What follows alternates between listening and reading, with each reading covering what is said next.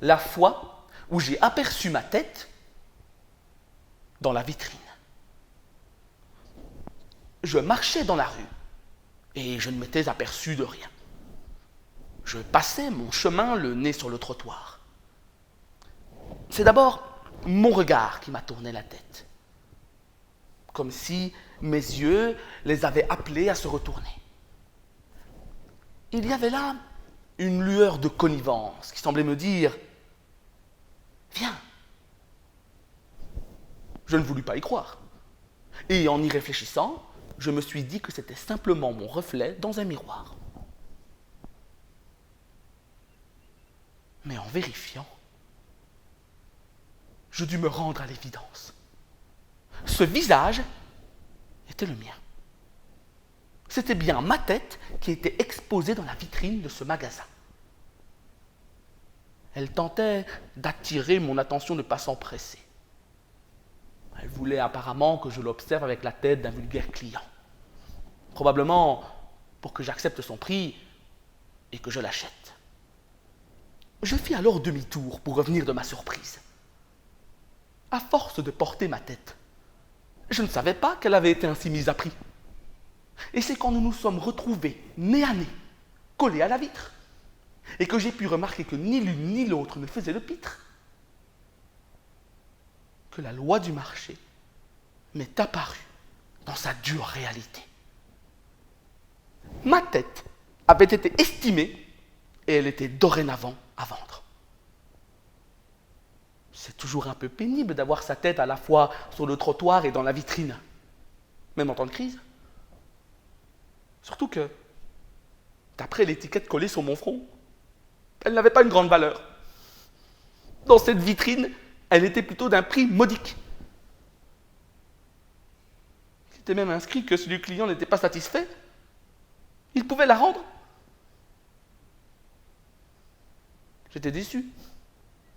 Car si j'avais dû l'évaluer personnellement, je l'aurais coté à un niveau plus élevé, à un coût largement supérieur. Bon, apparemment, ce modèle n'était pas très recherché sur le marché. Pour preuve, peu de personnes se bousculaient devant la boutique. Et peu de gens se retournaient sur elle, comme je l'avais fait moi-même en passant. Il faut au moins avoir vécu une fois cette expérience pour se rendre compte que sa tête est comme celle de tout le monde. Ah, si au moins il y avait eu une foule de chasseurs de têtes, agglutinés contre la vitrine, prêts à se l'acheter. Mais l'écho aurait flambé et j'aurais pu oublier ma première estimation. Il est vrai que j'avais l'air un peu bête avec ma tête en exposition. On m'avait probablement conseillé de sourire pour attirer le chaland. Et je n'ai jamais eu le sourire très intelligent. Sans compter la publicité, affichée sous la forme d'un CV mal rédigé. Bon, je ne sais qui s'en était chargé, mais il ne fallait pas s'étonner alors que je n'ai pas la tête de l'emploi. Mais ce n'est pas n'importe qui peut se vendre. On ne se vend pas n'importe comment.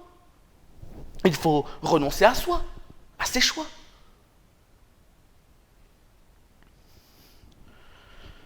Si ça continuait ainsi, je pourrais bien y passer ma vie dans cette vitrine.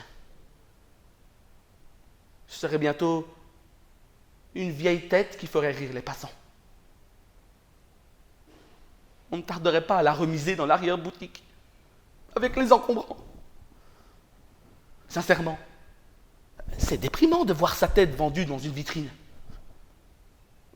Car à vrai dire, si on n'a qu'une tête, quelle est la bonne? Celle que l'on porte habituellement pour ses besoins courants? Ou celle qui attend bêtement le client intéressé par ses agréments?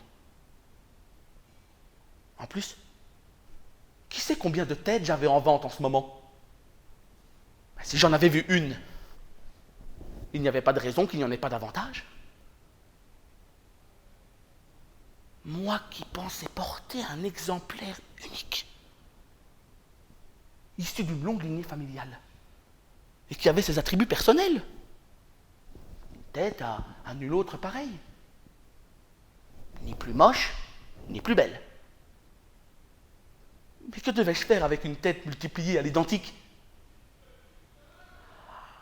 Une ligne de prêt-à-porter, vendue dans une chaîne de magasins à bon marché. Que de questions vous passent par la tête quand vous la voyez sur un étalage. C'est un coup à vous faire perdre la vôtre, à la voir se détacher, s'envoler. En tout cas, c'est depuis lors que je n'ai plus toute la mienne et que je cours les rues pour la retrouver.